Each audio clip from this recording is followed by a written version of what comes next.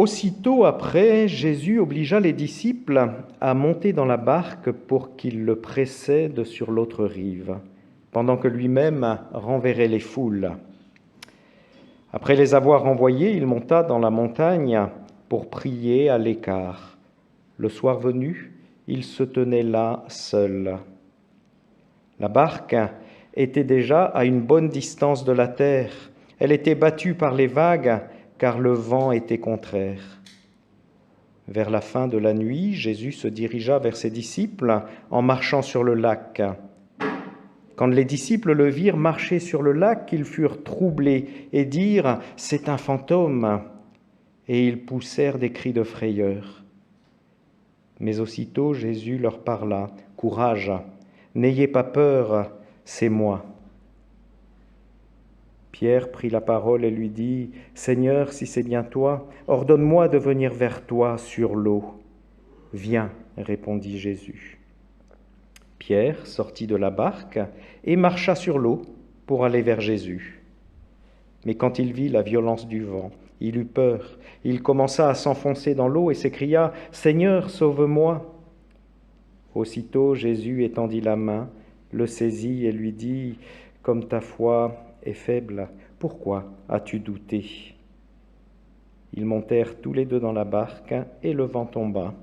Alors tous ceux qui étaient dans la barque se prosternèrent devant Jésus et dirent « Tu es vraiment le Fils de Dieu. » Cette semaine, j'ai entendu à la télévision un chrétien ukrainien orthodoxe affirmer que la foi était importante dans sa vie, mais que dans la tempête où il se trouve aujourd'hui, elle l'était encore plus. Et c'est touchant d'entendre cela quand on sait effectivement la tempête où il se trouve. La foi dans la tempête, est-ce que c'est de cela dont il est question ici? Sans doute, il y a de cela dans ce texte. On nous dit que les disciples passent de la peur, c'est un fantôme, à la foi confessée, tu es vraiment le Fils de Dieu.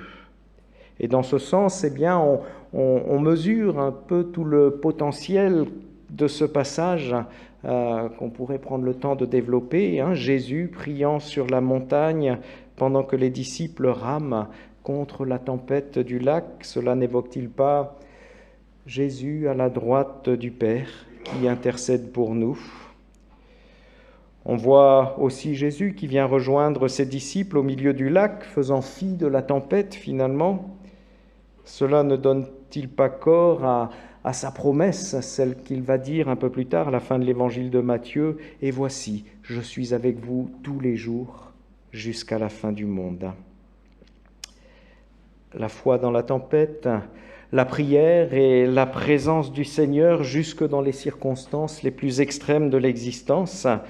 La parole de ce chrétien ukrainien me rappelle finalement et sa certitude que ces promesses de l'Écriture ne sont pas que des mots. Mais on peut se demander dans ce contexte qu'apporte au fond l'histoire de Pierre. Sa demande qui est quand même assez étrange, il faut bien le dire, sa quasi-noyade. Et c'est sur cet aspect du récit donc que nous allons nous arrêter ce matin. En effet, à la vue de Jésus marchant dans sa direction, on peut dire que Pierre fait une demande tout à fait étonnante. « Seigneur, si c'est bien toi, ordonne-moi de venir vers toi sur l'eau. » Pourquoi une telle demande ? Alors d'abord que le Seigneur était en train de venir vers lui et qu'il allait a priori le rejoindre dans la barque. De plus, Pierre, l'homme de la mer, le pêcheur de Galilée, savait parfaitement qu'il est impossible à un homme de marcher sur l'eau. Alors pourquoi est-ce qu'il fait cette demande étrange « Ordonne-moi de venir vers toi sur l'eau » ? Est-ce encore une fois ce stupide orgueil impétueux qui lui a déjà joué des tours? Il veut toujours être devant les autres, faire mieux qu'eux, être le premier. Alors certains ont compris sa demande de cette manière et disent que Jésus aurait voulu lui donner une bonne leçon en lui disant « Viens », sachant fort bien qu'il serait incapable de marcher sur l'eau. Mais on sent bien que ça ne peut pas là être le fin mot de l'histoire.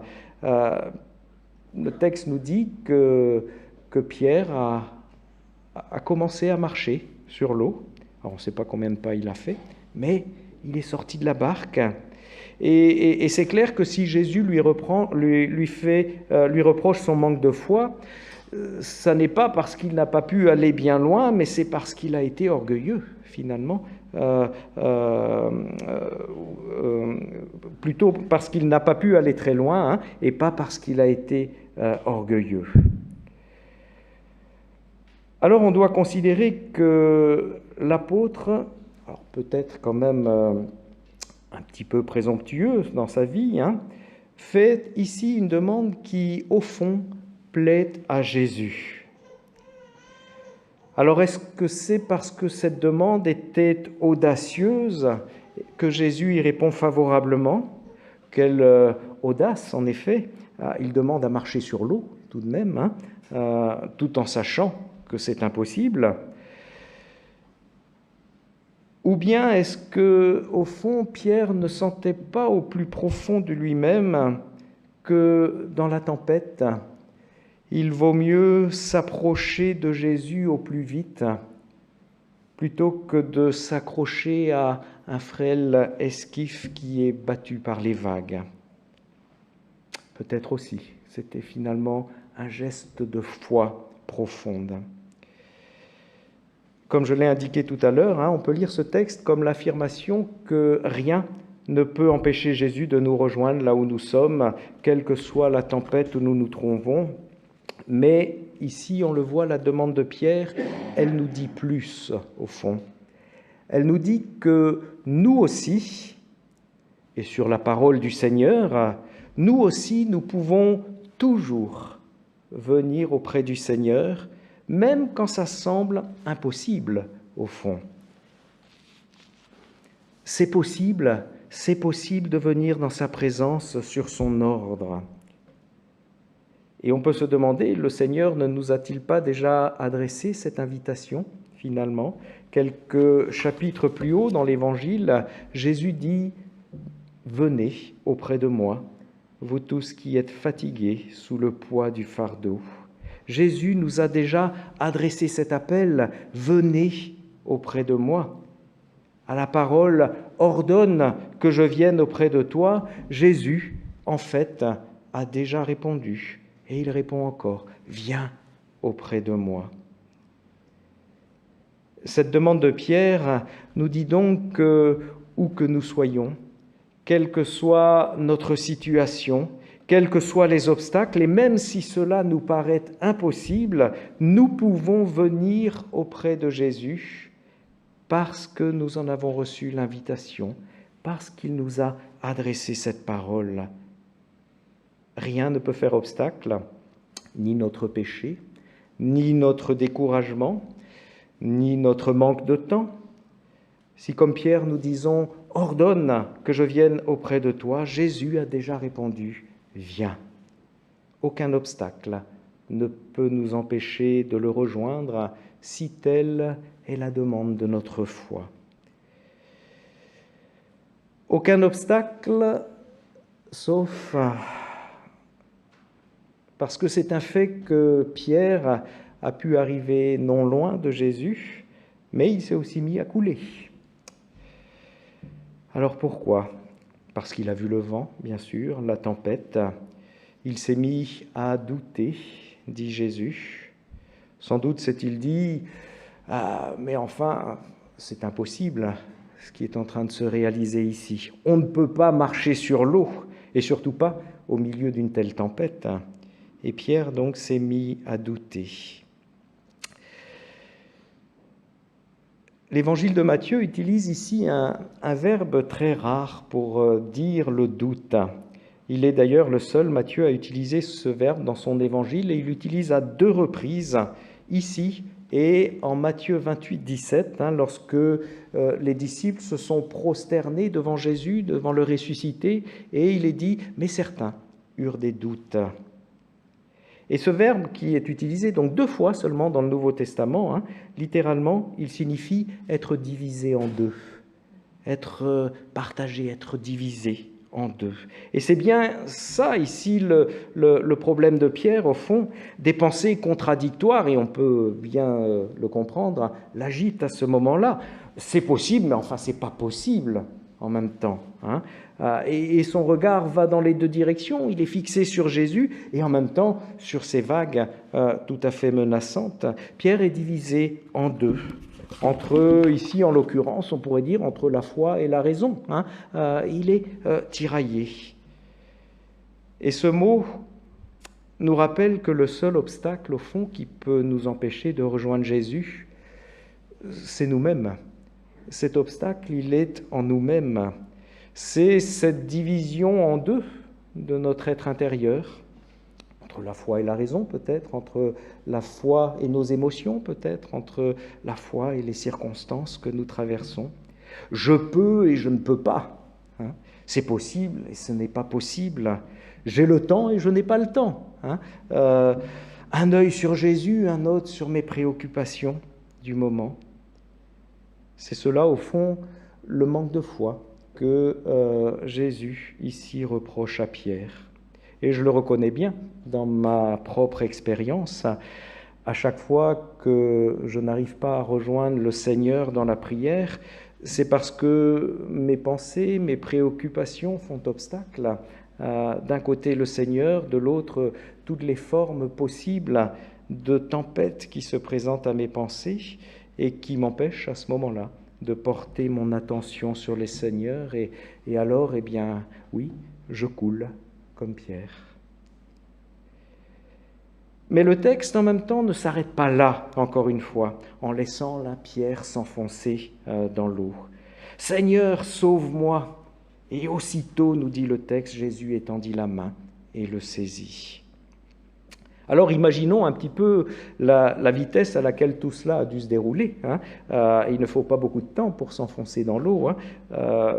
Pierre n'a peut-être même pas eu le temps de prononcer son cri jusqu'au bout, mais Jésus était prêt déjà à intervenir. Cela me rappelle la parole du psaume 139, verset 4.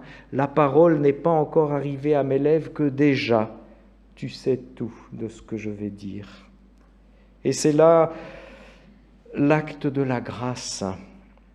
Même si je n'arrive pas jusqu'au bout, un simple cri, peut-être même inexprimé, et le Seigneur est prêt.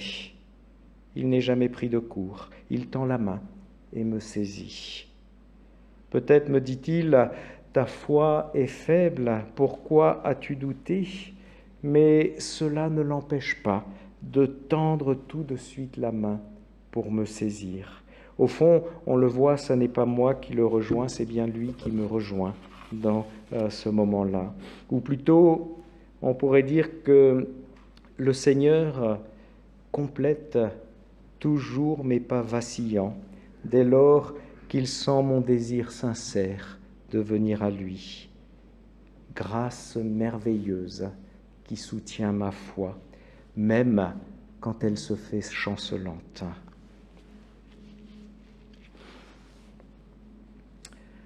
Alors j'entends à nouveau ce chrétien ukrainien qui dit combien la foi lui est précieuse dans l'enfer où il se trouve.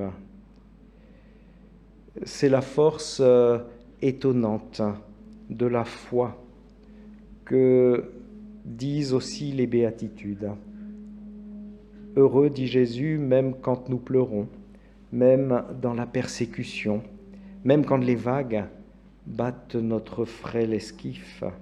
Cela semble tout à fait impossible de dire heureux dans de telles circonstances. Et pourtant, oui, dit Jésus, heureux si dans ces circonstances, ma foi perçoit le Seigneur assis à la droite du Père qui intercède. Heureux si ma foi me rassure sur sa présence sans faille au milieu des vagues. Et notre texte, finalement, va encore un petit peu plus loin même. Heureux même quand ma foi sincère vient à trembler devant les assauts de la tempête. Et comment pourrait-il en être autrement? Heureux lorsque les larmes coulent et disent mon incompréhension, car alors, même dans ces circonstances, la grâce prévenante et toute puissante du Seigneur sait suppléer à ce qui manque à ma foi chancelante. Mystère de la grâce qui sait se frayer un chemin dans les tempêtes les plus terribles. Et du coup, cela me redonne l'envie de prier pour les Ukrainiens pris dans l'enfer des bombes et pour toute personne éprouvée. Alors je suis convaincu que la prière seule, d'une certaine façon, serait indécente parce que les actes de l'amour doivent aussi accompagner la prière, mais je crois qu'il serait aussi tout à fait indécent de ne pas prier pour celles et ceux qui affrontent la tempête, pour qu'ils puissent trouver à travers la foi la force que seule la grâce du Seigneur est capable de donner. Alors oui, cela me redonne l'envie de prier. Amen.